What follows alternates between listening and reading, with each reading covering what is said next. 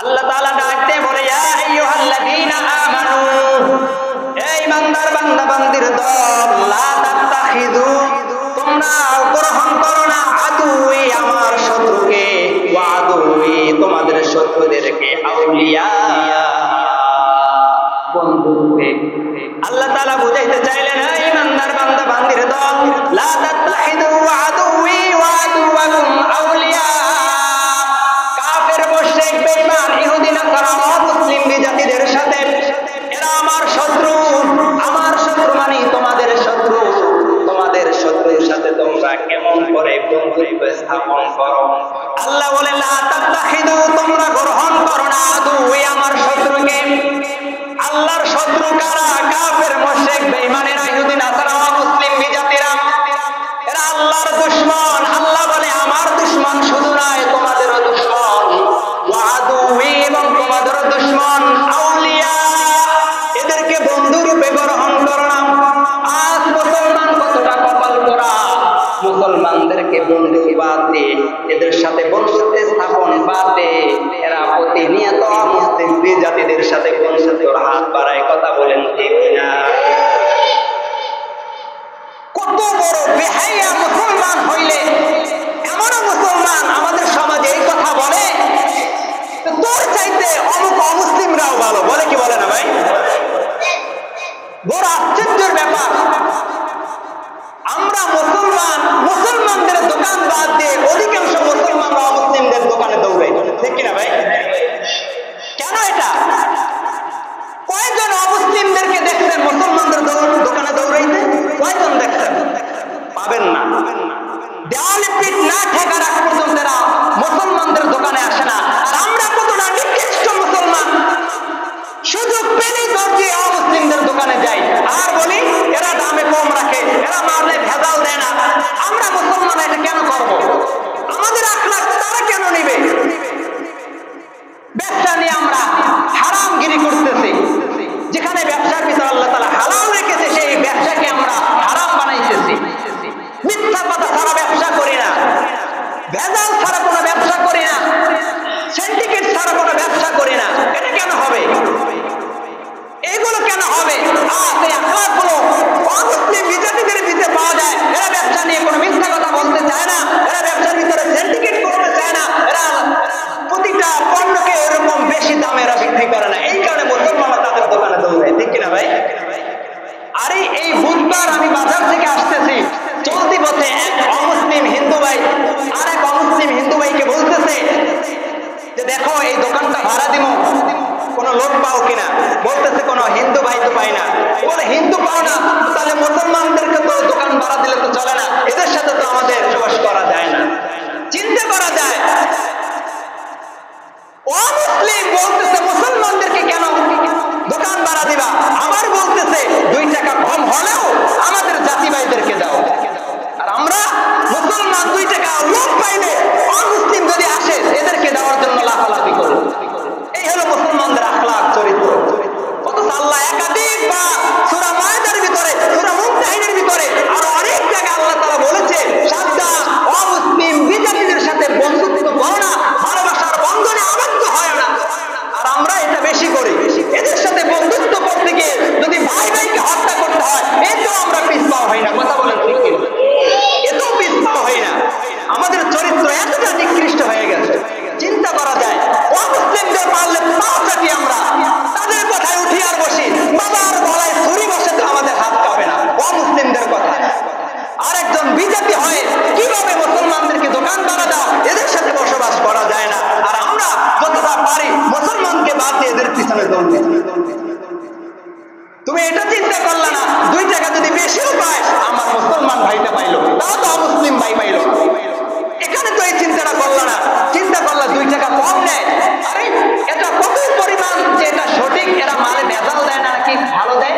আপনি কিভাবে বুঝলেন? যেখানে আল্লাহ নিজে কোরআনুল কারীমের ভিতরে বারবার একাধিকবার বলেছে, সাবধান অমুসলিম, এরা আমার শত্রু, তোমাদের শত্রু, ইসলামের শত্রু, দিনের শত্রু, তোমাদের নবীর শত্রু। যেখানে আল্লাহ বলেছে শত্রু, সেখানে আমরা কেমন করে বন্ধুত্ব করি? বড় আফসোস, বড় কষ্ট লাগে, বড় ব্যথা লাগে। আর সেই অমুসলিম বিজাতিদের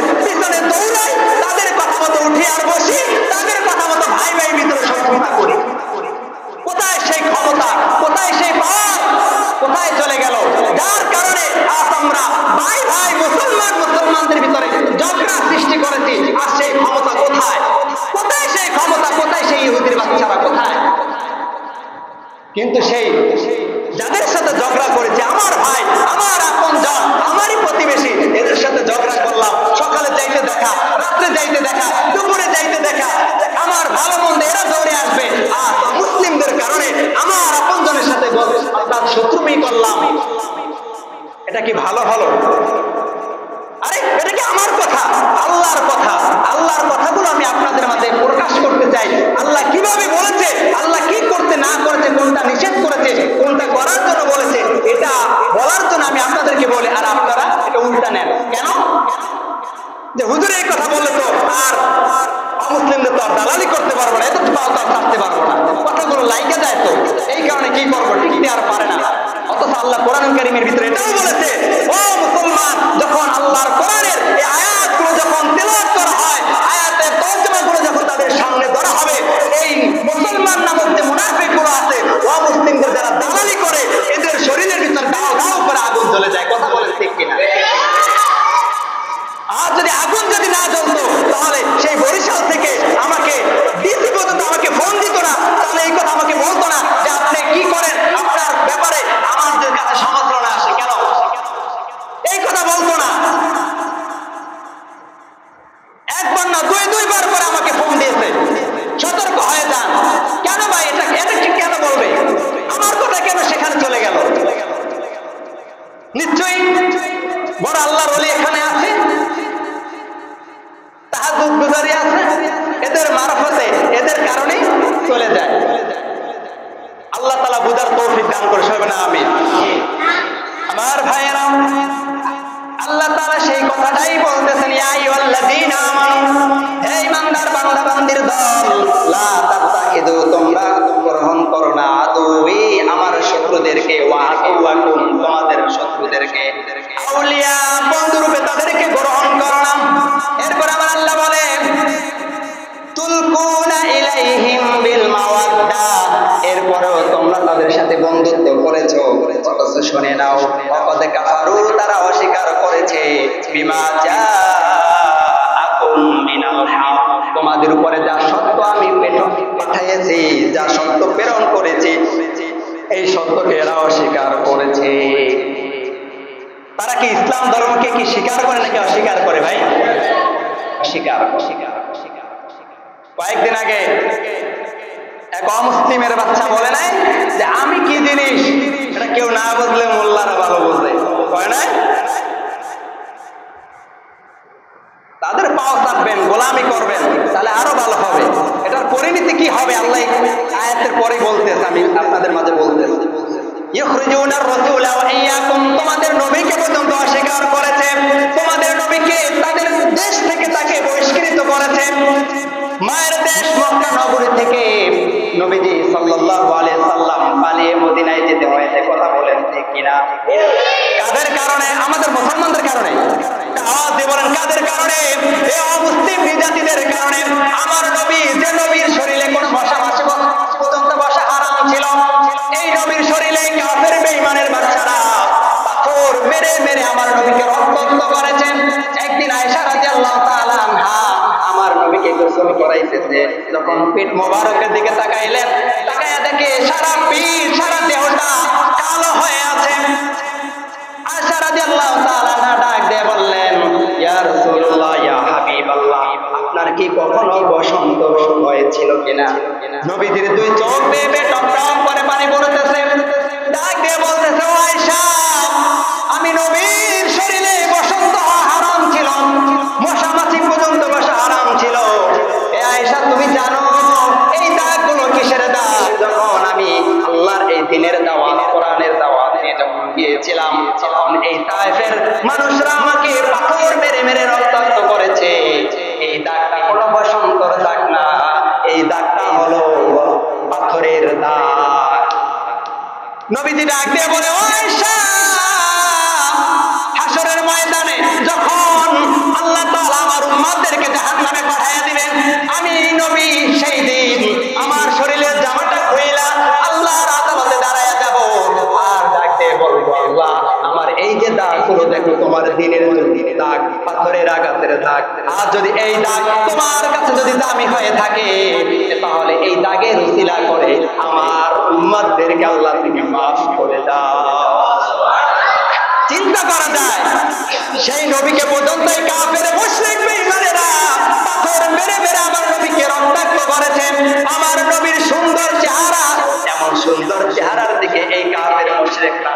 থুতু মেরে আমার নবীর চেহারাটাকে নষ্ট করে দিয়েছে, ভালো মেরেছে। ও মুসলমান, আমার নবী যখন সিজদায় চলে গিয়েছে, এই যে আবু জাহেল মরা উটের বুড়ি পর্যন্ত আমার নবীর পিঠের উপরে চড়াইয়া দিয়েছেন, নবী আর সিজদা থেকে উঠতে পারে না। ও মুসলমান, এই ইতিহাস করলে শেষ হবে না, এই অমুসলিম জাতির আমার নবীকে কি পরিমাণ কষ্ট দিয়েছে। আর আমার আল্লাহ বলে, ও দুনিয়ার ইমানদার বান্দা বান্দির দল, এরা শুধু আমার শত্রু নয়, এরা শুধু তোমাদের শত্রু নয়, তোমাদের নবীর শত্রু, এরা ইসলামের শত্রু, এরা দ্বীনের শত্রু। আর তোমরা কেমন করে এই শত্রুদের সাথে বন্ধুত্ব স্থাপন করো? শুনে রাখো, এদের ঠিকানা তো জাহান্নাম।